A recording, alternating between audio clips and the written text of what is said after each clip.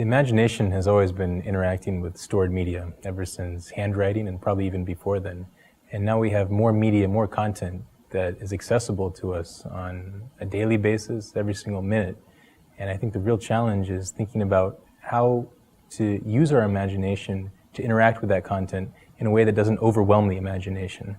So think of new creative ways to bring in the contributions of individuals, of everyone who's connected from the internet, no matter what language that they publish in, and present it in a way that makes sense and that brings emotional contact to viewers.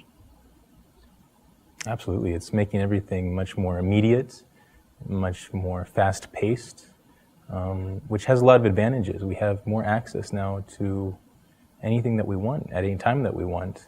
On the other hand, we often take in more than our minds can really accept, or that our bodies can digest, or that our emotions can digest.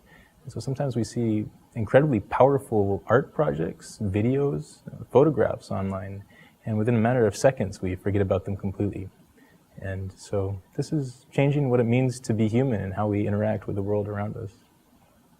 I think it's a little bit of both.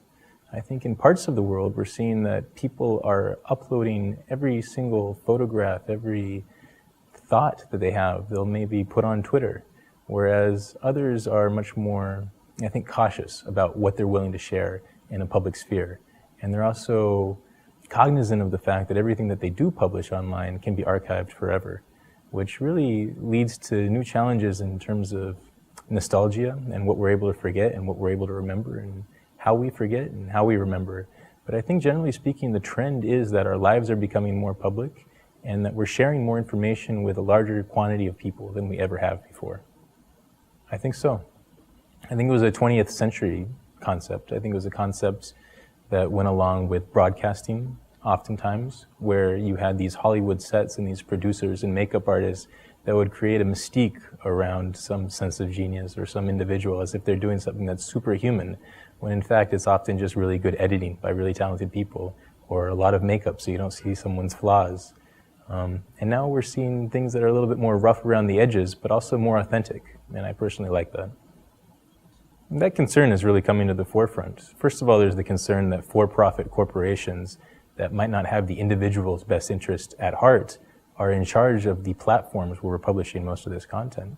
The other fear that's kind of the opposite side of the coin is that these corporations haven't found really sustainable ways to make money. So if we're trusting Flickr, a Yahoo corporation, for example, to be in charge of all of our photographs for the rest of our lives, and they go out of business, they go bankrupt some year, well, what happens to all of that information, all of those bonds, all of those links that have been created through the years?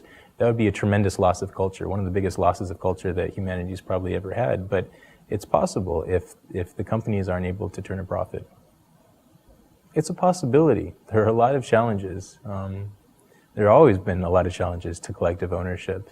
I think that we realize that the cultural significance of the internet is so strong, and that the price of maintaining these systems, that the price of servers, the price of storage, the price of bandwidth is falling so much every single year that it's become increasingly cheaper and cheaper. A 2-minute YouTube video now probably costs such a small amount of money to stream to some user in Taiwan that it just doesn't make sense to charge for it. So I do believe that somehow some sort of business model or someone will step in to safeguard that content isn't lost, whether it's governments or philanthropic institutions or just wealthy individuals. I don't know. Or maybe advertising will end up turning a profit at someday. I think it's up to you, really. Before, we would read what the editors put in the newspaper, and we would open up that newspaper, and that was our entry into the world around us. Now we have so many different pathways toward information that we have to choose. It's kind of this existential angst, the paradox of choice of, well, what do I care about? When I wake up in the morning and I turn my computer on, what do I want to read about? It's really difficult. And why do I want to read about it? Personally, I travel a lot. I have friends who live in different countries, and I think it's those social contacts that often decide what sort of information and content we're looking for. And our globe is becoming more and more globalized. We have immigrants who live in every single country.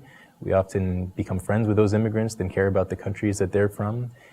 Meanwhile, on the other side, the diaspora of other countries that have left, that have been gone from their original countries for 10 or 20 years, are now able to get reconnected and reattached to it.